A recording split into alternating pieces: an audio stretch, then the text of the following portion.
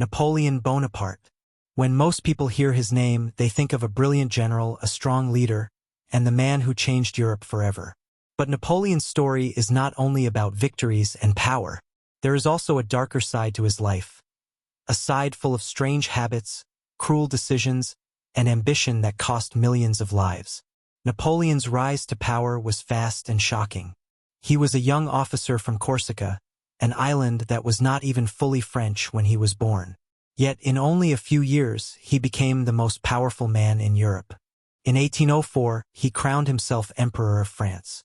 Normally, the Pope would place the crown on the ruler's head, but Napoleon refused. He wanted the world to see that he did not answer to anyone, not even the church. This act showed his biggest weakness, his hunger for power and control. He trusted almost no one, and he wanted every decision to be his own. That desire for power came with a heavy price. Napoleon's wars lasted almost 15 years, spreading across Europe and North Africa. They were not only battles of glory, but also wars of cruelty. In his campaign in Egypt, thousands of prisoners were executed after the siege of Jaffa. And when his own soldiers fell sick with the plague, many were abandoned as the army continued its march. These moments are rarely mentioned in schoolbooks, but they show a man willing to sacrifice others for his own goals. Napoleon was not only controversial in war, his private life was also unusual. Reports say that he disliked bathing, and in his letters to his wife Josephine, he even asked her not to wash before he came home. These strange habits shocked people around him. His love life was also filled with drama. He loved Josephine deeply, but he also betrayed her with many affairs. Later, he divorced her because she could not give him a son and married another woman for political power. To Napoleon, even marriage was more about strategy than love. But the darkest part of Napoleon's story came during his invasion of Russia in 1812. At first, his army was huge, almost 600,000 men.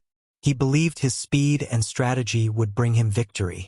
But as the Russian army pulled back, burning their own villages and food supplies, Napoleon's men were left with nothing. Then winter arrived. Temperatures dropped far below freezing, food was almost impossible to find, and disease spread quickly. By the end of the campaign, more than 500,000 of his soldiers were dead. Historians believe this disaster happened because Napoleon refused to stop. His pride and stubbornness destroyed his own army. After this, Napoleon's power began to fall apart. One by one, other European countries turned against him. Finally, he was forced to give up his throne and was sent to live on a small island, far from the country he once ruled. Even in exile, he never stopped thinking about how history would remember him. He carefully told stories about his past, making himself look more like a hero than a tyrant. In this way, he tried to shape his own legend, even while he was a prisoner. So, how should we remember Napoleon Bonaparte? Some say he was a genius who changed the world with his ideas and his military skill. Others believe he was a ruthless dictator who cared more about himself than the millions of people who suffered under his rule. The truth may be somewhere in the middle. He was brilliant but also dangerous. He was loved by many, but feared by even more.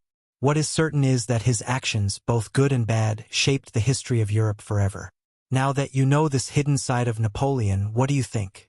Was he a great leader, or was he a selfish ruler who cared only for power? Tell me your opinion in the comments below. And if you enjoy discovering the secrets of history's most famous people, don't forget to subscribe and click the bell so you won't miss our next video.